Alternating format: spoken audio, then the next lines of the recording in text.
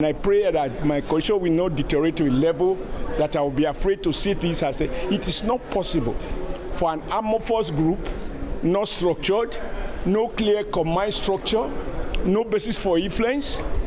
They are not accountable to anyone to say they are putting the whole country out of business for 10 whole days, peacefully. It's not possible to peacefully shut down the economy for 10 days. Therefore, my appeal to well-meaning youths and even elders, because talking about challenges, let's face it, our elderly people are even worse off. Because now they don't even have the energy for alternatives. Whether you call the pensioners in the urban areas or old farmers who can no longer farm in the rural areas. All of these people need support. And I think that all of the instruments that are being put in place is meant to target those people, which explains why some people have tried to take advantage of paucity of data to steal what is meant for this kind of people. And if you watch our conversation here, we are trying to ensure that those relief goes to the target. So my appeal to Nigerians is not that go and do peaceful protests. No, you cannot peacefully demand regime change. Nigerians have settled for democracy. And let nobody say he wants to reclaim Nigeria, because Nigeria is not under foreign occupation. President Tinubu is a Nigerian. There's no question about it. All of us are Nigerians. And we will stay here together, as Buhari was said.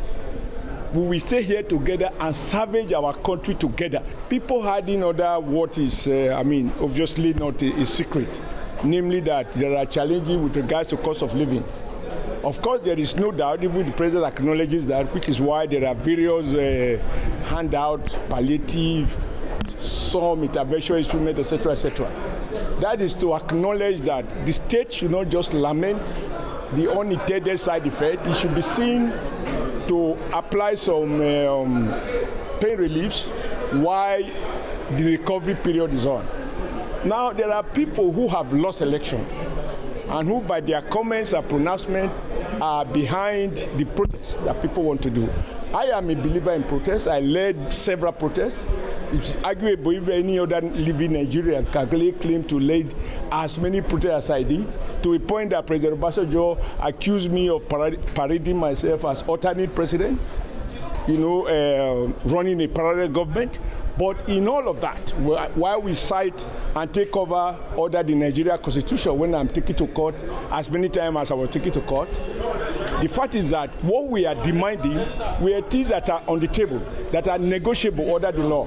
Where the Constitution gives you the right to associate, it does not give you the right to organize a protest for a regime change. If you play back my interview, whether on NTA or channels or television or AIT, I did say then, we want to change the policy, not the policy maker. I am not that the power to change the policy maker rests with the electorate. So when people claim that because of the hardship, which everybody knows, they capitalize on that, take advantage and play up on people's sensitivities, and they are making demand that you can reduce to one thing, regime change. When you tell me you want to reclaim Nigeria, is Nigeria currently under foreign occupation? Is this president not in Nigeria? Is Southwest not part of Nigeria? You are reclaiming it from which foreign authority and for which Nigeria? I mean, you can see clearly what is behind that if you say you want to reclaim Nigeria. Who are you different from those who have been elected by the people of Nigeria? You want to put an end to this. If you have negotiable issues, negotiate them. But nothing in the Constitution allows you to even peacefully demand the regime change. You cannot peacefully do so. The Constitution does not allow you to do that. And so my advice to those who are politically aggrieved, who are unable to overcome their defeat, is that they should wait for 2007 and use whatever advantage they think that will accrue and go for election.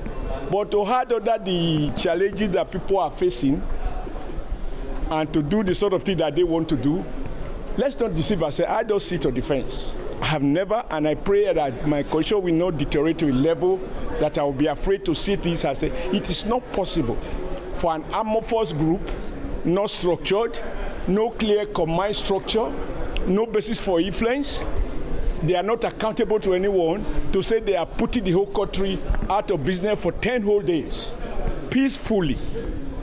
It's not possible to peacefully shut down the economy for 10 days.